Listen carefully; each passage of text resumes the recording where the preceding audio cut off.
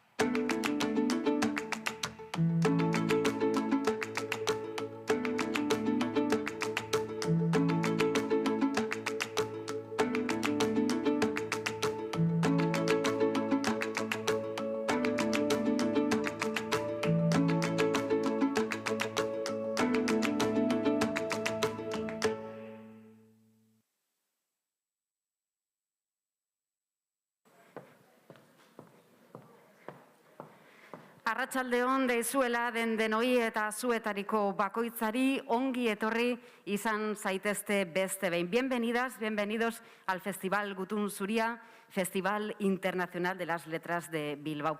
Gaur ere oso hitzordu berezia dugu eta gaurko gaien artekoak dira niaren idazketa eta saiakera, gorputza eta idazketa, amatasuna eta sorbena, hori besteak beste. 4 emakume ditugu gaur geure eszenatoki honetan, geure bidean zorionekoak gu. Zein baino zein argiagoa eta luma zein burmuin eta mingain soliz diardutenak beti ere. Irakurtzean sentitzen den gozamenetik harago garamatza gaurkoan ere jaialdi honek. Egia esan, ezinbesteko hitzorduak. Katixa Agirre idazleak ondo asko daki saiakera eta fikzioa uztartzen. Aixa de la Cruzek bere azken lanean bide berriak urratu ditu. Eta egia da, hortxe, identifikazio prozesuez gain feminismoaren politizazioa ere aipatu beharrekoa dugula. Eide Rodríguezi ere interesatzen zaizkio, nola ez gorputza eta sorkuntza. Eta Izea Barzenillak, arte kritikari eta komisarioak dakien guzti-guztia irakasten du Euskal Herriko Unibertsitatean. Badakizue errekako urak itsaso zabal eta oparora bezala, liburuak bere bidea egiten du. Baina liburuaren bidea ez da amaitzen, irakurleak berau irakurria arte. Bide gurutzera eramango gaituzte gaurko gonbidatuek non saiakera eta fikzioa beraz aurkitzen diren. Saiakera eta fikzioaren bide gurutzean. Txaloz hartuko ditugu.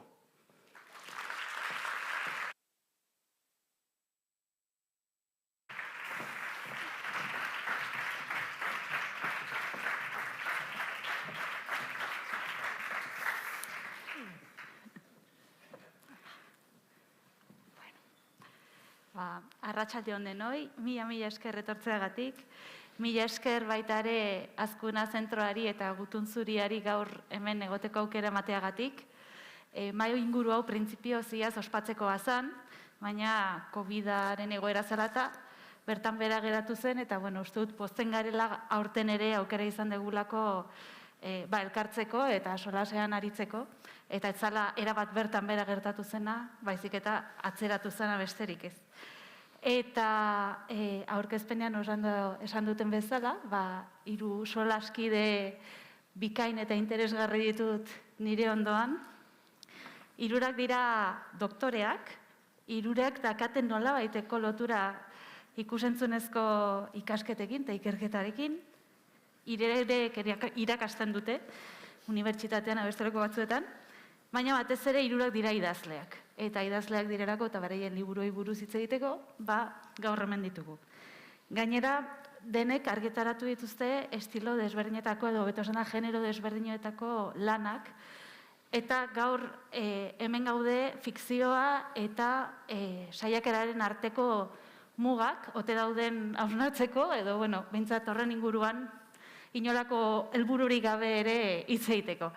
Eta 3 ibili dira bide horietatik batetik bestera, egingoet laburpentxo txiki bat, Aixak eleberriak ditu, Cuando fuimos los mejores, de música ligera, La línea del frente, badu ere bain ipuin liburu bat, Modelos animales, saiakera bat, Diccionario en guerra, eta gero badu bere azken lana, udanek ere ez duena definitu hitz zehatz batez, dena Cambiar de idea, eta gero horretara itzuliko gara, novela saria jaso zuena, baina saiakeratik asko duena ere.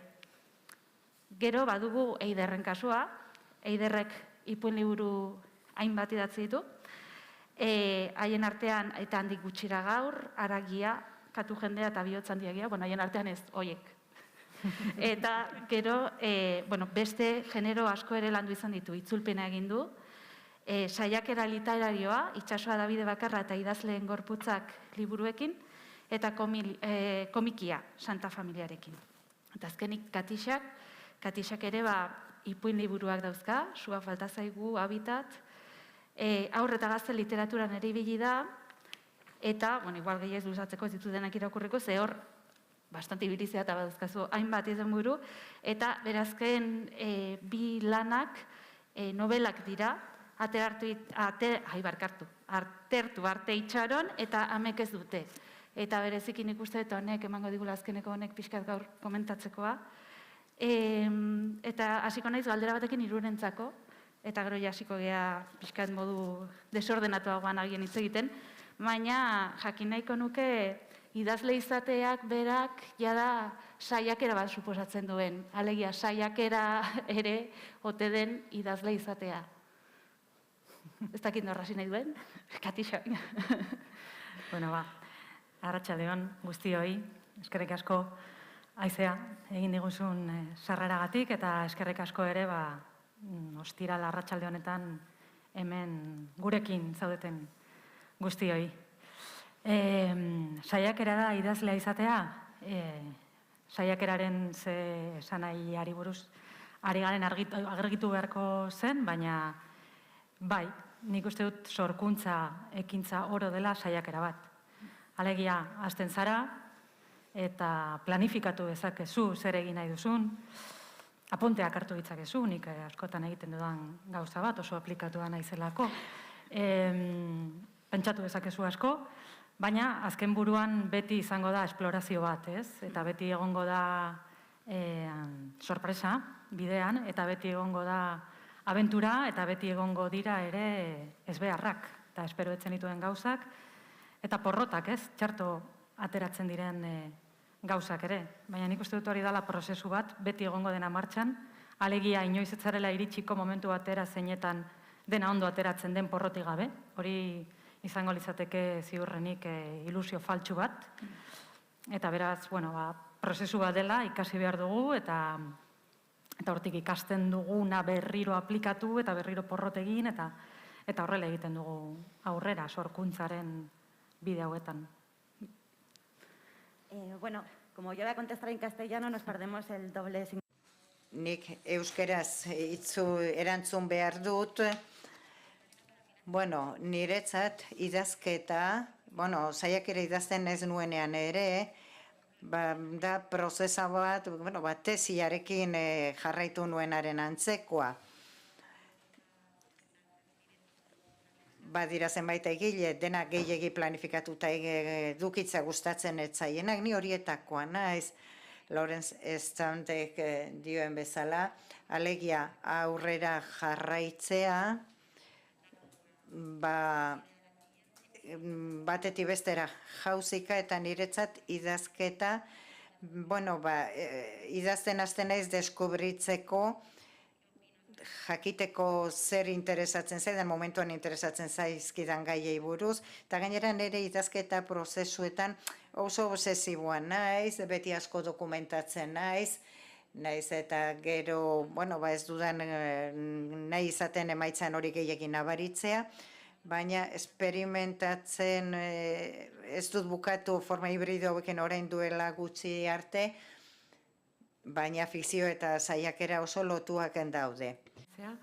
Nire kidek oso ondo erantzun dute eta beraz gauza gutxi gelitzen zait gaineratzeko, gustatzen zait saiakera eta idazlearen arteko paralelismo hortan, saiakera hitzak gordetzen duen prekarietate hori, entsegu edo simulakroarena, ze hor bai ikusten dute idazlearen edo bintzan nire burua, alegia jartzen zaren bakoitzean prekarioago eta ahulago, esango nuke ez, zaudela eta entxegutik ere hurbilago, ez? Orduan, bai, erantzuna baiezkoa litzateke.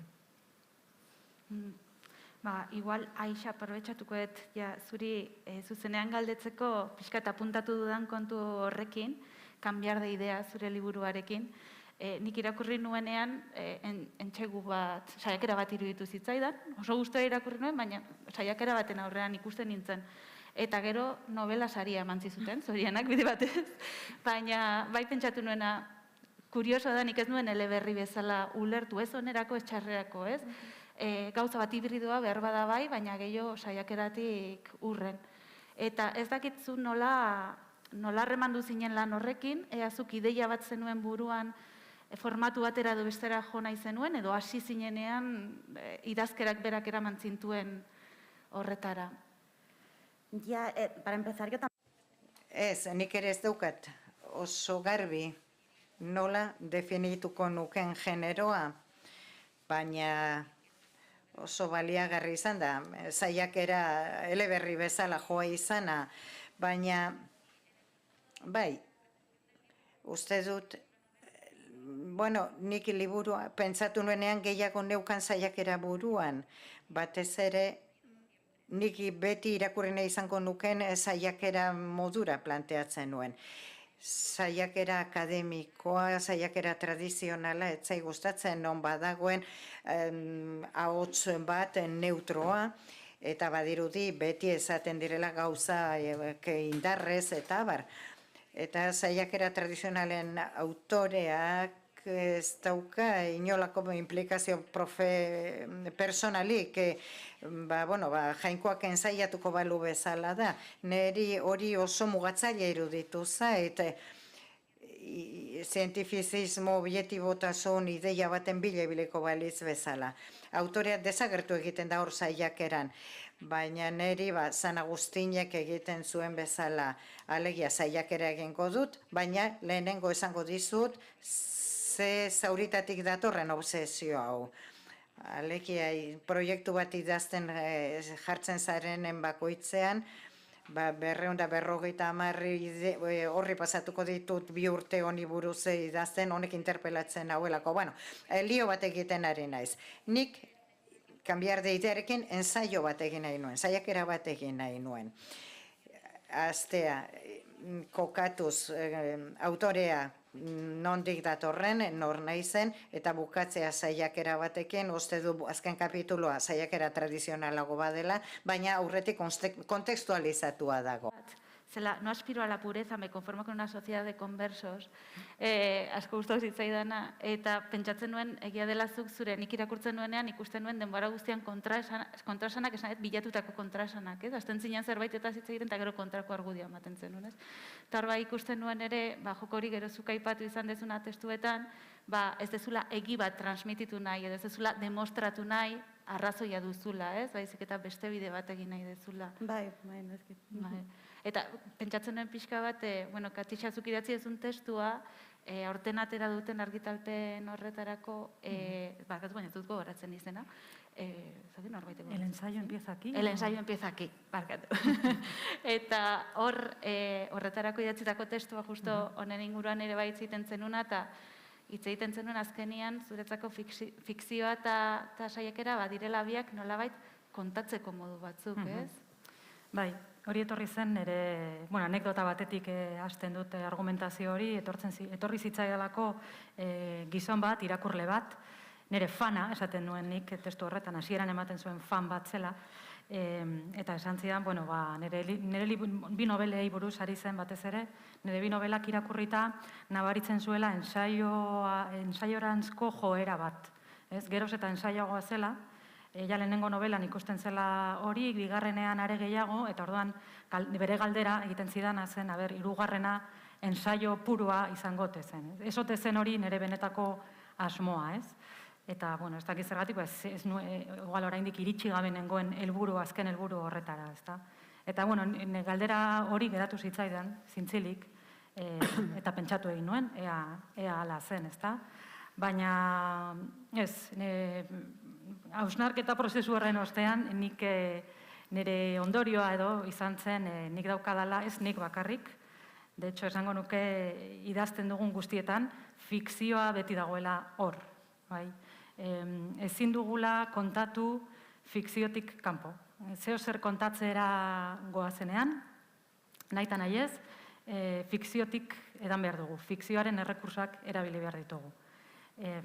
Atzo, bar gauean egin nuena kontatu behar badizut, ezin dizut kontatu gertatu zen moduan, hori ezinezkoa da. Orduan zer egingo dut, aukeratuko ditut pasarte batzuk, importanteenak iruditzen zaizkidanak, gainera nik badakit nola amaitu zen gaua, eta beraz horri logika, amaiera horrek logika ematen dio guztiari, aukeratzen ditut personajeak, eta aukeratzen dut gertaerak lotzeko modua, ez?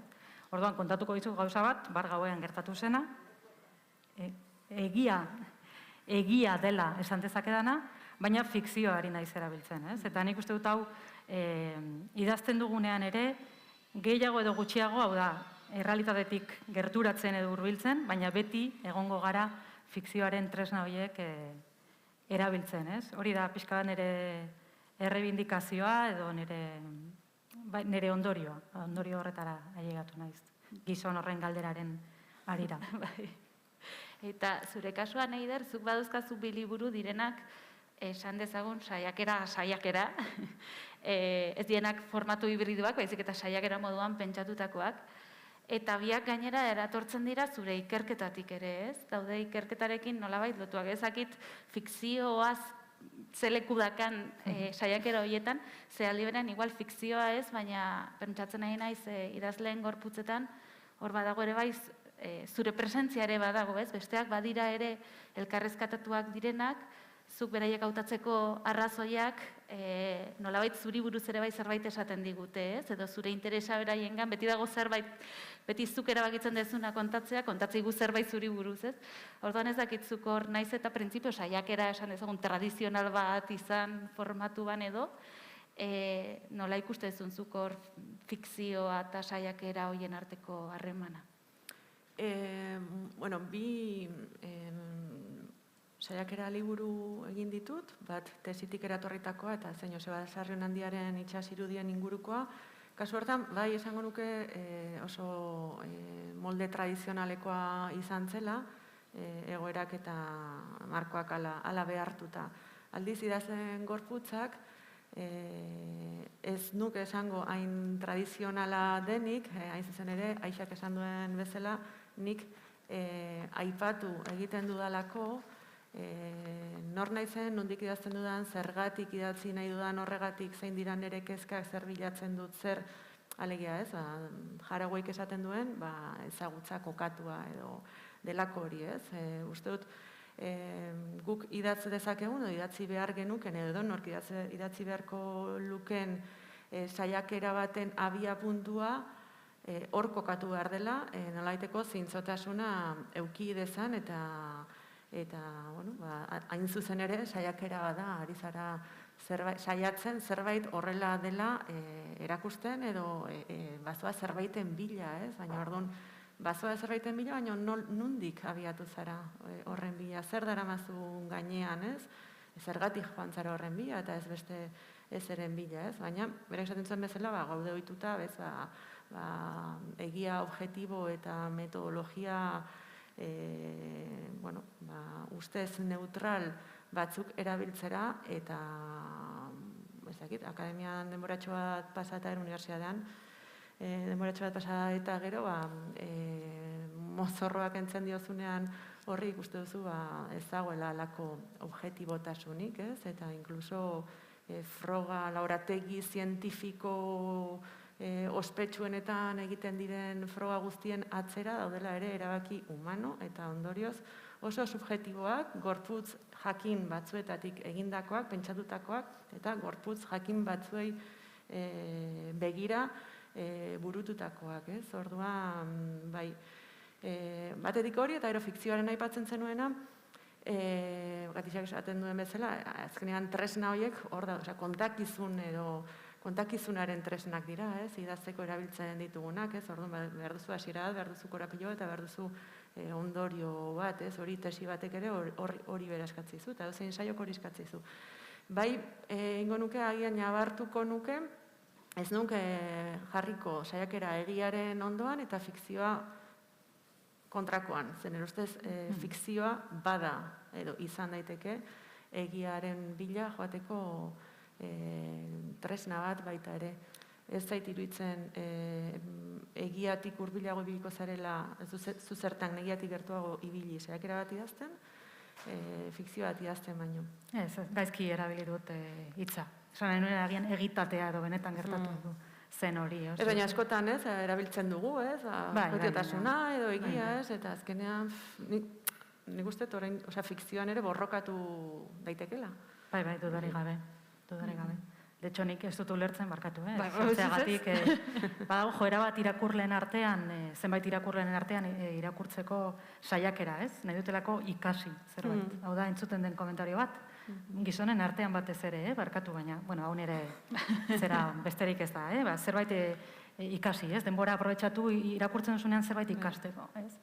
Eta, oso ikuspuntu pobrea iruditzen zait, ez? Ez da ikasten fikzioa irakurtzen, ez? Besteen esperientzia horietan sartzen, agian inoiz gertatu ez dena, baina benetako esperientzia humano unibertsalak edo ez, islatzen dituzten egoera horietan, ez? Bai, izan ere, pixkat lotuko ditu denak, ze beste galdera batekin oso ondo datorkit, esan dut hasieran hiruak doktore zaretela, eta ez horren beste tituluaren gatik, baizik eta hirurak pasa zaretelako esperientziatik tesi bat egitearena, ez? Eta hori ere bai, idazkera bat da, baina ez idazkera mota berdina, eta oso interesgarria iruditzen zait jakitearen zu esaten ari zinena, ez? Unibertsitatean lanean daramazunean denbora bat mozorroak entzen duzu, baina nola harremanatzen zareten, nola harremanatzen da zuen kasua, zuen esan dezagun, akademiara moldatzen den edo lan horretarako moldatu den pertsonaia eta beste alde batetik beste idazteko moduak lehenesten dituena edo beste batzuetan erosoago sentitzen dena, edo ez, edo igual bietan sentitzen zarete eroso, baina modu desberdinetan heltzen diezute. Labur, ni ez naiz eroso sentitzen zera testu akademikoak idazten, itogarria iruditzen zaidite formatua, eskakizuna, metodoa bera, ez netzako oso itogarria da, eta uste dut horrekin dena esan da. Ikerlariago senditzen ez literatura egiten, ez bat digutenean, ez? Ikerlariak ere bazarete, ez, ikerketa talde batean ezago ikerketa da literatura idaztea, ez? Fikzioa egitea hori baino ikerketa ondia hori nik nire txikian ez dute ezagutzen. Nik uste dut oso akademiko txarra naizela, benetan, ez dauka talentu berezirik horretarako, eta gainera ez dauka bokazio handirik ere ez, baina zerbait egitea lortu badut, eta tesi bat erraz egia esan da niretzako tesia egitea ez zen oso zaila izan, badaki jendea zenbaitentzat oso gogorra egiten dela, eta inkluso arazo mentalak egoten direla, hor daude estadistika batzuk nahiko beldurgarriak, nik uste niretzako erraza izan bazen hori egitea, eta gerora etorri zena ere egitea, da hain zuzen ere idazteko erraztasuna daukadalako. Niretzat forma ematea buruan neukanari edo ikertzen ari nintzen horri, ez dena intzaia izan. Nire trikimailuak banituen jorratuta ordurako, ez? Eta zein da trikimailu hori besterik gabe irakurtzen ari dena seduzitu. Inkluso akademiaren zurruntasun horren barruan eta metodoaren barruan eta arau hoien guztien aurrean edo erdian beti lortu dezakezu bestea seduzitu. Narrazio gintzaren tresnekin, lehen aipatu ditudan tresna horiekin, ez? Erabiliko ditudana gero zuri kontatzeko gauean egin nuena, ez? Orduan, batez ere dena lotzea, ez? Hau da, nire ikaslei, nire doktore gaiei beti esaten diedana eta oso zaila dena transmititzea, norbaitek ez badaki egiten. Da, emaiozu guztiari ari bat, ez? Eta hasieratik amaierara, zeo zer irakurleari irakurtzen jarraitzeko, ez? Askotan hori, jendeak ez daki egiten. Besterik gabe egiten du egin behar duena, arauen arabera, baina gero geratzen da testu bat oso zurruna, batal bakoitza deskonektatuta, ez dauka inongo interesik irakurtzeko, ez dago interesik hor. Aldiz, ematen badiozu batez ere struktura hori, ari hori, tarteka ematen badizkiozu zeure ikuspuntutik edo zeure egoera horretatik olako puska batzuk, ez? Nondik datorkit interesa zer esan zidan behin irakasle batek piztu zidana, ez dakiz zer, inspirazio. Hori joaten bazara ematen, nik uste dut testu txukun samarra geratu daitekela, naiz eta mamia bera, alegia, ikertu duzuna eta topatu duzuna, hain mamitsua izanez. Orduan, bueno, nik alde horretatik oso eskertuta nago, hori idazten neukan eskarmentuari aurrera egiten lagundu didalako izugarri. Beste ikuspuntu bat ematearren. Me acabo de sentir como si estuviera en clase y ahora fuera a contestar. Bueno, orain eskolan banengo bezala da, ze Katixa izan zen ere tesi zuzendaria, nire maestra izan zen. Bueno, eta agian kontrara egiteagatik. Bai, nik desente disfrutatu nuen tesia idazten, idazketa akademikoa. Bueno, arau asko ditu egia da, ezagutza berria sortzea zaila iruditzen zait, baina pizgarria ere bada, naiz eta dena kontro egon, hain zurruntasun hori, arau horiek, eta zuk ezin duzula ezer berririk sortu, bueno, geruzati pasatuta saiatu gaitezen zerbait sortzen. Nik prozesuarekin bai, disfrutatu nuen. Eta hain zuzen, erabaki nuen, saiakera literariogo batekin hastea, kutsaduragatik. Eta badago gauza bat prozesu akademikotik bat ere gustatzen ez zaidana, eta irakasle zuzendu idazu horrela ez bada. Baina zuk tesi bat proposatzen duzu eta gero ikerketa, tesi hori bai estera edo ez estera bideratua dago, baina zuen esperientziatik doktora dutza tesia asko zuzentzen dituzue lan akademiko asko, eta, niri iruditzen zailan akademikoan badagoela baieztapenaren sesgo bat, hori bai iruditzen zait dijoala niretzat ezagutza denaren kontra, eta nire liburua hitz egitera itzuli eta idez aldatzeko ideia neukan buruan.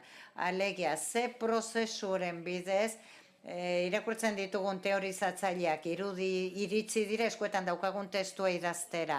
Ez da, hau proposatzen dut eta hasieratik erakusten dizut arrazoia neukela. Ez, epizgarria litzateken, ideia aldaketa guztiak eskura edukitzea dakigunak hor daudela, hipotesi, tesi, amaierakora iritsi artekoak.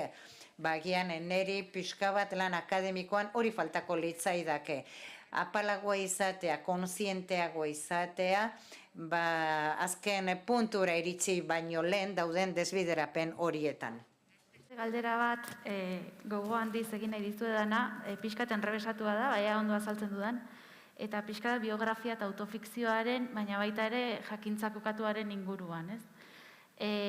Alde batetik, literaturaren kritika feministak askotan esan izan du, emakumezko autoreen liburuetan badagoela joera bat autorearen errepresentazioa testuan bilatzera, ez? Eta bere biografiakin lotzera. Eta hori datorrela nolabait pentsatu izan delako, sinistu izan delako, emakumeek ez dutelako sortzeko gaitasunik, baizik eta egin dezaketen bakarra beraien muga da, bere esperientziatik zerbait egiten saiatzea, baina ez daukatela kapazitatea nolabait fikzionatzeko, ez?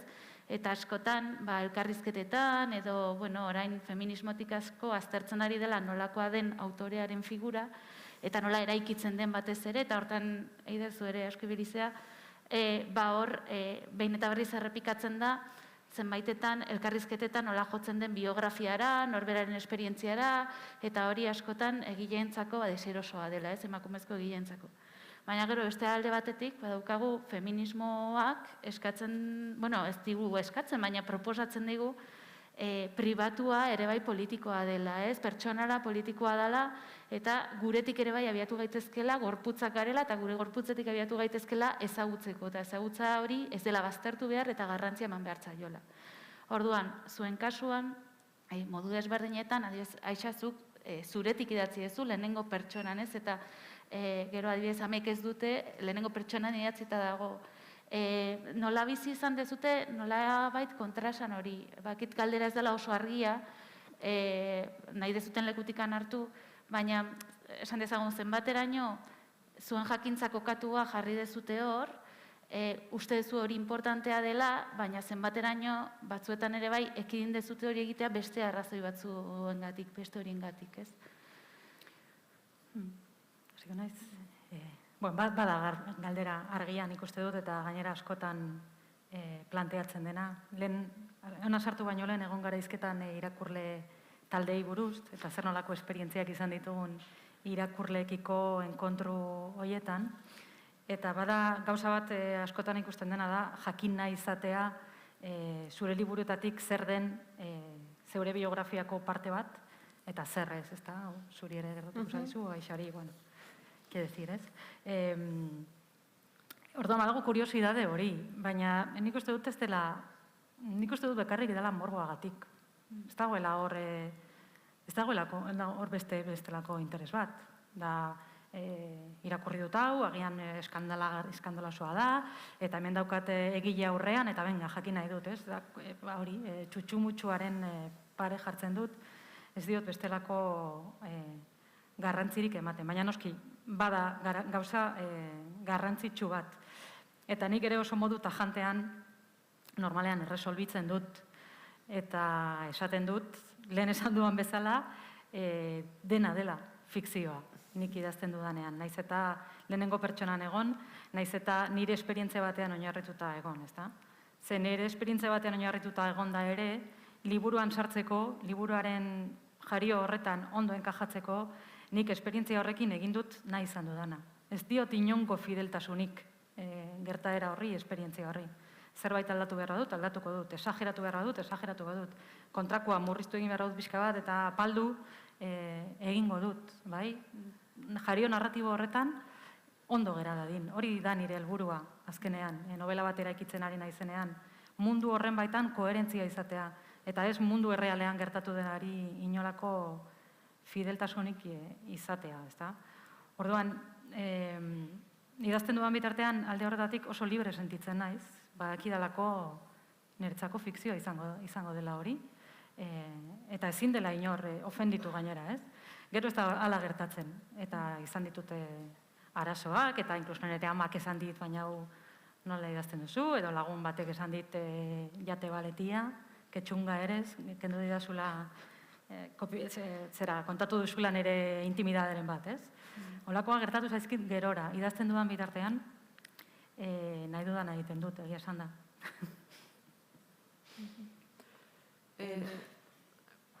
Nik ez dut idatzi hori lehenengo... Zerbait da idatzi dut, baina, ez gauza esan nahi nun, zure galderaren inguruan, interesantera ditu zaitela, planteatzezun kontraesan hori, kontraesan edo, ez, badago, diozu bezala, ez, joera bat, esateko, batez ere emakumezko idazlei, edo parekatu nahi izateko beraien testuak autobiografiarekin, ez, bilatu nahi izateko autobiografiak, datu autobiografikoak bertan, ez, ez bada, esatea hori, ez, erabateko autobiografikoak direla, eta mine eman dezake, eta mine ematen du, eta mingarria da, eta batzuetan horren atzean dagoena, mine emateko egindako zerbait da, baina, era berean, esan nahiko nuke, normala dela, zapaldutako, edo bigarren mailan dauden, edo gutxiengo, edo komunitate guztiek egin duten zerbait dela, historikoki, idaztea lehenengo personan. Orduan, era berean, ezin diogu horri muzin egin, eta nolabait ere uste dut interesantea litzatekeela hori ere hortaz apropiatzea eta beste eraso izan litekeen hori edo gutxieste nahiarekin egindako hori, beste buelta bat eman eta onartzea, ze hala da. Beltzek egin dute, lesbianek egin dute, gehiek egin dute, emakumeek egin dute, eta euskaldunek ez. Euskaldunok ez dugu hori egin ez, eta horri buruz ere iruditzen zait, hain dan txikia ez, gure zera ez, Aixako beto ezagutzen du hori, zer da, lehenengo personan idaztea, baina gazteleraz, publikoa zabalagoa da ez, baina hemen, ez dakit. No, estoy totalmente de acuerdo con lo que mencionaba Eider, sobre todo en el sentido histórico, ¿no? Porque... Bai, Eiderrek aipatzen zuen zentzu historiko horretan, hau da, nik esan nahi dut, liburu testimonialek baduten balio literariorik, gehiago edo gutxiago duten, eta bar hori asko proposatu da dagoeneko. Hau da, emakumeen idazkera asko gutxietxi izan da, baina hori alde batera utzi eta iruditzen zait prozesua kontuan hartu behar dela. Hau da, lekukotza hori, hau da, fikzioa idaztea privilegio bat da, hau da, kultura menderatzailean oso ongi ordezkatuta egon direnentzat izan da, baina beste eredu kultural batzuetan daudenek, behar bada, lehen beharra da lekukotza ematea. Eta gero bigarren lekua izango litzateke fikzionalizatzea. Eta hor, beraz, badakit ez daudela lerro zuzenak eta zorrotzak eta zurrunak, baina tira, ni ez nago ados. Lekukotasunezko literatura ez da maila apalagokoa, eta gainera beharrezkoa da, hain zuzen ere, kulturaren mapa horretan kokatzeko historikoki ahotsik izan ez duten komunitate edo kolektibo horietako pertsonen ahotsa. Eta gainera, oso aspergarria da kazetarien joera hori, beti galdetzen dizute, hemendik zer da egiazkoa, zer da erreala? Bai, hori niri esperientziagatik galdetzen didate, niretzat askatzailea izan zen niretzat liburu bat idatzi nuenean, gai etiko eta teknikoegatik jarri dudan dena ez da egiazkoa. Baina hor lehen aldiz esan nuen, hemen fikzioa dago, esterik ez, eta askatzailea izan zen. Hemen ez dago inolako fikziorik, hemen ez dago inolako fikziorik, eta erabat askatu nintzen horretatik, eta pentsatu nuen, tira, zer pentsatuko du amak nigatik, horrela, galdera hori guztiak saiestu egin nituen. Eta hori dena desagertu egin zen, eta bapatean elkarrizketa bat eduki dezakezu, eta liburu bati buruz hitz egin dezakezu, liburu horri buruz adibidez, eta autobiografiaren kontu horretaz ahaztu egin zaitezke. Kasuan Katixe, aprobetxatuko beste bat sartzeko, suporatzet amek ez dute liburuarekin, behin baino gehiagotan gertatuko zitzaizula hori, ez? Zure amatasunarekin lotu izan dela, edo zure amatasunaren inguruko kezkak sortu direla liburu horrekin. Bai, denetari gertatu zait, eta inkluso orain dela gutxi ensaio horretan kontatzen dut, emakume bat, nire irakurle bat, kaletik ikusi, eta ikusi zuenean nik alaba bat neukala, eta seme bat, eta seme bat bakarrik nobelan bezala, iaia aserratu, ez aserratu, baina zeo zerk egin zion krak, eta ja ez zuen gaiari buruz hitz egin nahi, eta arraroa izan zen, ez? Orduan, hori ikusten dut, jende guztiak hartu duela dena nirea izango balitz bezala, ez da? Baina, esan bezala, hori nola gerora gertatzen den, ni idazterakoan askatasun horretatik egin nuen, eta beti baita ere maskara horrekin, ze agian bai da nik esan nahi doan gauza bat, eta ausartuko nintzatekena esatera pertsonaia ni banintz, ezta? Beste pertsonai bat alterego hori eraikitzen dut, eta horri ematen diot askatasun osoa, ezta? Inkluso nire iritzi bati muturreraino joateko eskubidea ere ematen diot, ezta? Nien nintzateke joango muturreraino, baina pertsonaiari bai uzten diotaraino joaten eta kristonen astakeriak botatzen agian, ezta? Horrek ere ematen dio, niretzat pizgarria da eta askatasunerako bidea. Pentsatzen nuen ere amatasunaren kontuarekin lotuta Aider zure testu batean aipatzen zenuela, ama izan zinenean, zure horrek pisu handia izan zuela, zurekin elkarrizketak eta izaten zituztenean hori asko ateratzen zala argitara eta zuri ere bai zenbat kezka edo ekarri zizkizula, zenbateraino horrek eragingo zizun zure lanean. Ez da, hasi zinela begiratzen, ez uste Gema Lasarteren tesia zela aipatzen zenuena, egiten zuela azterketa literaturan amatasuna, zenbotatako amatasunak adierazten ziren, eta gehienak ziren gaiztoak esan amatxarrak, damutzen zirenak ama izateaz, seme alabekin harreman gatazkatxoak zeuzkatenak, edo bestela emakumeek modu konstiente batean uko egiten ziotenak ama izateari, ez, eta horrek pixka pentsarazi zizula, beharrezkoa den amatasuna ukatzea literaturan nolabait idazlearen gandik banatzeko, edo oso interesgarria iruditu zitzaidan eta hori. Bai, hori, ama izan nintzenean, eukin nuen kezka reala, ordene realeko kezka bat, alegia lortuko ote dut idazten jarraitzea, eta gero, kezka simbolikoago bat edo, lortuko banu, idazten dudan honek eukiko du txinesgarritasuna, edo eukiko du potito usaia. Ordan, kezka hori oso presente egon zen zergatik. Lehenago, nik, pentsa, lainoa, gainera argian euki genuen eztabaidatxo bat Katixak eta biok, horren inguruan, bide batez, ados nago, zuk esaten zenuen erekin, ez nik esaten erekin. Ez, hori bat, generorik gabe idatz genezakeen edo ez, horri buruz. Nik eukin nuen garai bat, nun pentsatzen nuen hori posible zala, ez? Aldiz, haurdunaldi batekin konturatzen zara imposiblea dela. Lehenago ere konturatuta negoen, baina hori zen marka bikoitza, lehenago izan zintezken idazle beharrean emakumezko idazle, baina amatasunarekin datorren beste hitza da emakumezko idazlea eta ama, orduan bai emakumezkok eta bai amak gehiago urruntzen zaituzte hortik, ez? Eta orduan, bai, elkarrezketetan, hori, askotan, behin baina gehiagotan, esaten zidaten, ez? Goretzen dut behin, ez? Radio Euskal esaten zidaten, no, ¿estás escribiendo algo tal? Digo, bueno, acabo de publicar un libro, ¿no? Que por eso me estáis haciendo una entrevista, ya. Claro, es que está muy ocupada con sus niños, tal, no puede escribir, claro, yo. Esate zure oinarte. Bueno, gaur egungo begiradatik, segurazki askoz lasaiago hartuko nituzken iruzkin horiek, baina momentuan oso gogorrak intzizkean, eta zuzen ere hortik abiatuta, eta hori zan esaten nuen, esatean nondik idaztuzun saiakera bat, hortik abiatuta nahi nuen aztertu zer gertatzen zaion idazle bati, ama izan eta gero, azken batean idazle asko luzatzen ari naiz, ez? Idazle batek ezin diozu ihes egin zure gorputzari, naiz eta nahi izan, testuari pegatuta doa bai, ala bai, naiz eta ez eman inoiz prentxaurreko horik izango zea idazle madarikatu hori, baina beti dago gorputz bat horren atzean, eta zaten zenun tesi hori, Lasartek egindako tesi hori, aztertzen zuen, nahiz gogoratzen zenbatgarren urtera arteko euskarazko novela gintza, eta esaten zuen novela horietan 90% jorratzen zuela amatasuna, eta 90% modu ezkorrean.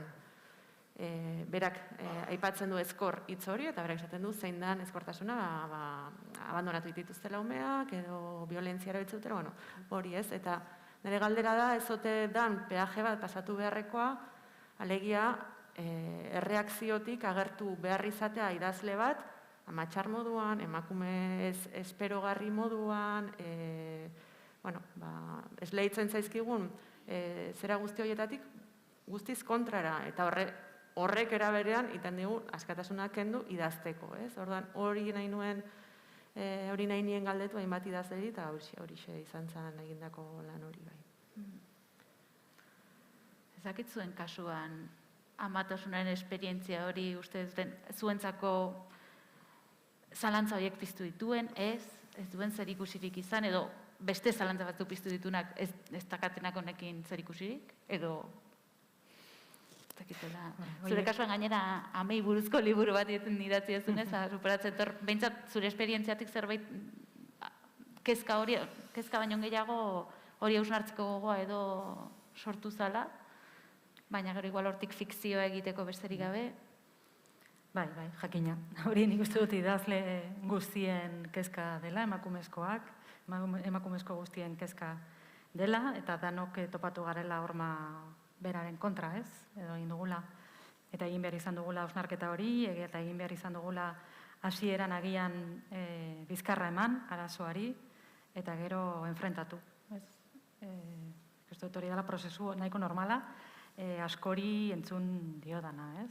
Hasieran idatziko dut, nabaritu ez dadin emakumea naizela, eta hortik iesi, eta azkenean besarkatuko dut beste alde hori, azkenean, nik nire feminitatea edo konsideratzen dutala alde bat, beste asko ditut, ez? Baina batzutan alde horrek pisu handia dauka, beste batzutan, ez? Ez besarkatuko dut alde hori pisua daukan momentuan, adibidez amatasunaren gaiari lotuta, eta sakontzera noa hor. Eta egingo dut, jakinda, jende asko hori atzera eragingo dio dela. Ze hori argi dago. Jende asko hori etzaio interesatuko eta are nazka ere emango dio, edo pentsatuko du igarren edo hirugarren mailako gai bat dela, eta inori etzaiola inporta. Zer egiten duzun zuk zeure ume jaio berriekin, nolakoa den zure ordun tripatxoa. Yo, la verdad, sobre maternidad en sí no he escrito, pero sí que es verdad que... Tira, nik haurdunaldiari buruz ez dute idatzi, baina iruditzen zait, amatasunak denoi irekitzen dizkigula ambivalentzia batzuk, kontraesan batzuk. Eta hor askotan pentsatzen dut, ama izan naizenetik badago kontraesan bat, ambivalentzia bat, beti susmatzen baitut bateraezintasun badagoela. Idazle gisa eta ama gisa egin behar dugun horren artean, hau da, ama izatea zer den hori nola ulertzen den, hori bete izateko kontraesan bat sortzen zaigu. Ni alabarekin nagoenean, batzuetan asartu egiten naiz, hor, disfrutatzen egon ondoren, pentsatzen egoten naiz, gustatzen zait berarekin egotea, baina nahiago dut idazten egotea. Eta idazten jartzen naizenean, beti errudun sentitzen naiz, alabarekin ezin dudalako egon, eta hor badago, sekulako banaketa sortzen zaizu hor barruan amazarenean. Eta hor, ikusi altzen nuen pantalla hura, Carmen Labreten, aipuba bialdin izun, gogora ekarri nahi nuen, joan den egunean, nola zen, errenuntziaren fruitu da, edo nola da, Elena Fortunak, Carmela Foretti idatzi zion gutun bat uste dut zela. Eta Carmen Laforetek esaten zion pixkat hori, nola sentitzen zen, ezingo zuela, 5 seme-alabarekin ezingo zuela gehiago idatzi, eta horrela sentitzen zela, imaginazazu ez, 5 seme-alaba. Eta grazia egin zidan, Aipuark, esaten zion, Laforetek esaten zion zerbait, olorrako zerbait, hasieran topiko bat, pentsa ezazu, artistak ez genuke gure bizitzan, gure pribatutasunean sartu behar. Eta gero esaten zion, zuretzat egina ez dagoen bizitza bat bizitzeaz goza ezazu. Iruditu zitzaidan kontraesan bat, bai, horrela bizitzeko modu bat adierazten zuela. Hau da, hau ez dago, niretzat egina, baina tokatu egin zait. Hau da, privilegio bikoitz bat tokatu zait, 2 gauzak alde batera egitea. Bai, ez denidan kasurik egin, pantailazoa bidali nizunean ez zenuen irakurri, ni emozionatuta nengoen. Hau da, argi berri bat bezala iruditzen zitzaidan, hau honi begiratzeko. Hau da, hau bizitza hau ez dago gorputz honetarako egina, baina tokatu egin zaizu. Bueno, nik uste dut honekin ireki dezakegula publikoak bazpare galderan bat baldin badaka, animatu zaitezte, aprobetxatu aukera. Gero komentarion bat. Ez dut ezer ikusten, ez da horrein.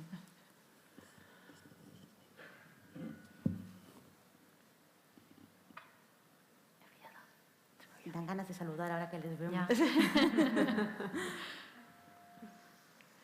Ez da inorra animatuko galderatxoren bat egitera?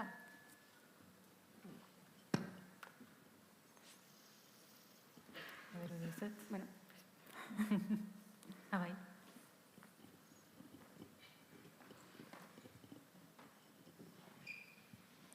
Haupa, arratzaldean, eskerrak zure hortze itzaldiak egita. Entzeigua noiz zergatik hasten da izaten entzeigu, eta noiz nola amaituko den entzeigu on bat oso ondo egina dagoena. Zein da zure definizio hortaz?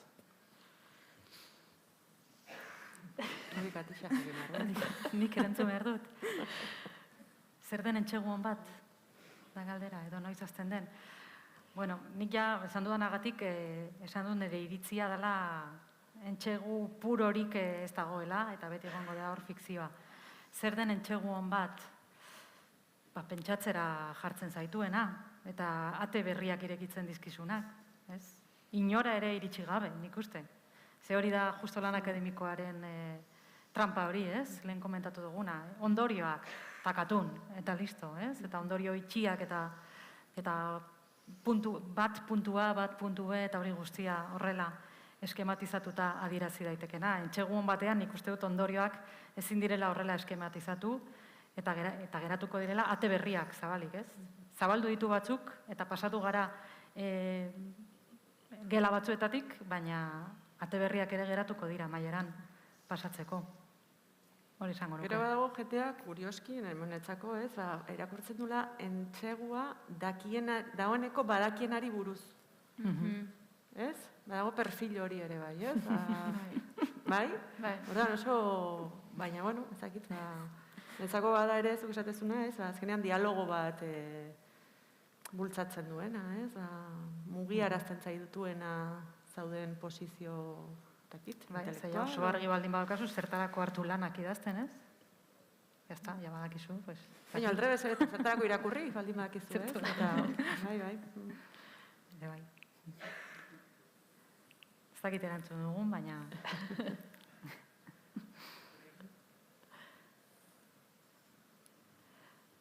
Besteren bat.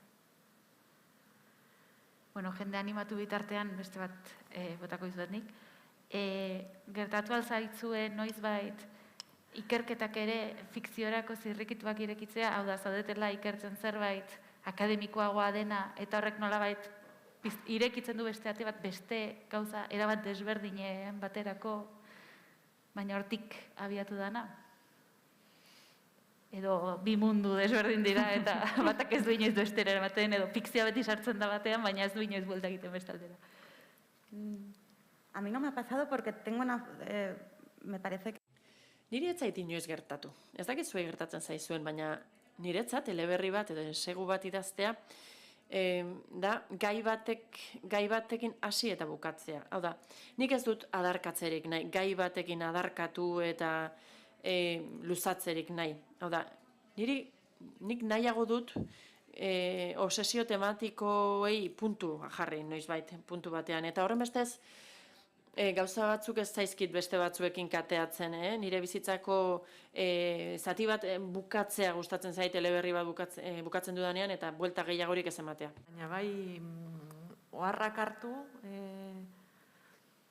gero fikzioan batzuetan erabilitu danak edo oraindik erabili ez ditudanak, bai, eta kongresuetan ere, bai, kongresuetan dabilen jendearen ingurukoa. Bai. Bueno, baina ere gehiago zer bizi duzu, no? Hor ze egoera, pertsonaiak, ez? Ez ikerketa gaia bera. Baina lotuta, zer ari dira ikertzen, ez? Eta ero koizitzen zunean, bereiekin komunean, edo... Así que vas a los congresos en busca de personajes, más que... Kongresuetara joaten zara personai bila orduan, ez da, Iber? Oso fikzionableak dira kongresuak hori. Totalmente. Eskontzak eta kongresuak. Fikzioak dira fikzioa ipuin bat egiteko, ez dago ipuin txarrik eskontza batean edo kongresu batean.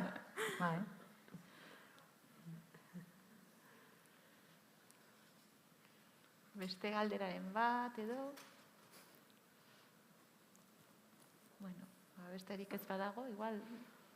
zerbait gehiago duzuen. Nik badut Katixaren aipu bat bukatzeko. Bueno, esan zuk, eta gero esan behar nuen, igual idatziko genuela hemendik egin dezakegula ariketa bat, hemendik aterako dugula ipuin bana, eta datorren urteko gutun zurian irakurri. Baina zu izango zara pertsonaia? Zu izango zara nirea. Bale, ba. Proposamen hori irekita utzita. Hau da, Katixak edatzitako zerbait, uste detena fikzioa eta saiak... Badago galdera bat, bale, barbarez. Galdera. Galderak bitu behintasuna. A ver, yo quería haceros un par de preguntas. Galdera pare bat ditut. Katixak aipatu du zerbait gizonei eta enseguari buruz. Eta bai, iruditzen zait, gizonen irakurketari buruz aipatu duela, bazirudiela emakumeek ez zutela entsegua irakurtzen. Eta hor, nolabait ematen zuen, entsegua zela literaturaren parterik kultuena, edo jantziena, edo maila behar bada jasoa zuena. Azken aldi honetan ikusten dugu entsegua modan jarri dela, nolabait orain ere entseguari buruz asko hitz egiten da. Eta badirudi, behar bada entseguak orain arte ez zuen leku bat hartu duela. Nik harreman horri buruz zer pentsatzen duzuen jakin nahiko nuke hau da. Emakumea, gizona, entsegua eta eleberria horien artean ze harreman dago? Zergatik gaur egun entseguari da goraldi hori edukitzen? Beste garai batzuetan izan ez duen goraldi hori edukitzen? Yo creo que la gente está buscando... Nik uste dut gaur egun oso garai arraroak bizi ditugula, gure existentzietan, eta horregatik jendeak segurtasuna, objetibotasuna behar du. Dogmak behar ditu, eta iruditzen zait, behar bada hori lotuta egon daitekela entseguaren goraldiarrekin. Egia da, lehenagotik datorrela, baina bai, iruditzen zait, azken urte honetan, ez dakit, nolabaiteko egarria dagoela, eta beste harreman horri buruz zer esango nuke, hau da, emakumea eta eleberria, eta entsegua eta gizonaren artean, hor ze harreman dago. Entseguan, azkenean, metodologia heteropatriarkala da, hori da, horrela sortu da, horrela suertatu da, eta erabat koherentea da, hau horrela bukatu izana. Eta eleberria zertarako sortu zen, entretenitzeko, beraz. Autoriaren egiletzaren ikuspegitik hor desberdintasuna zegoen. Hau da, emakumeak ustez zer idatzi behar zuen eta gizonak ustez zer idatzi behar zuen. Eta emakumea modu irekian idazten hasi zenean, baina hori 19. mendean gertatu zen, hor hasi ziren pentsatzen bai, behar bada emakumeak eleberri romantikoak idatzi zitzakeen, eta hor bikoteek asko sufritzen zuten, maitasunagatik eta bar, edo bertso batzuk idatzi zitzaketen, baina emakumeek itun politiko bat edo entsegu politiko bat idaztea hori eskandalua zen. Eta hor, 200 urte baino ez dira igaro, garai horretatik, oraindik ere inertzia horiek ditugu. Ustez behintzat, gizonek gauza batzuk eta besteak idatzi behar dituzte, eta emakumeek beste batzuk. Hor, badago nolabaiteko generoa, bai emakumeentzako. Beraz, hortik gatoz, eta kontziente izan behar dugu hortaz. Lo del auge del ensayo. Enseguaren goraldiari dagokionez, ni pentsatzen ari nintzen. Hor Twitterri buruz hitz egin dugu, da nola utzi dugun Twitterera itzuli gara. Hor enseguaren goraldia aipatu dugu, ados nago, nik ere ikuste dut azken 5-10 urteetan gertatzen ari dela. Eta behar bada, azken urteotan sare sozialek eztabaida publikoa ireki dute.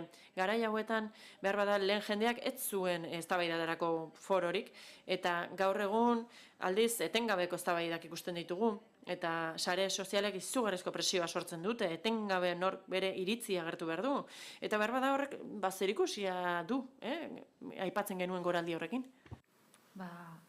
Oso, no? Orain ja irakurriko, Eta Katixak idatzitakoa da, jokoaren oinarria azken batean, bat eta bakarra delako, zuetzaren beste inori, kaka eta urrea eta tartean dagoen guztia esplikatzeko grina eta abilezia edukitzea eta horretan jartzea. Ez da iruditzen zait definizio hona dela, bai fikziorako eta bai saiakerarako, eta horrekin igual geratu gaitezkela, ezer zehaztu gabe. Eta mila esker denai etortzeagatik, mila esker zuei elkarrizketarengatik, eta hurrengora arte. Eskerrik asko. Eskerrik asko.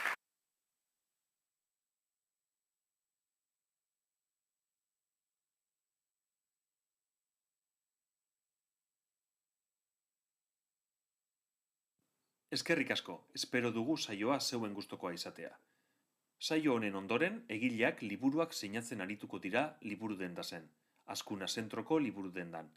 Irteera modu seguru eta ordenatuan egiteko, egon zeuen eserlekuetan, eta bete itzazue aretoko langileen jarraibideak, amaierako lerroetatik hasi eta segurtasun distantzia utziz.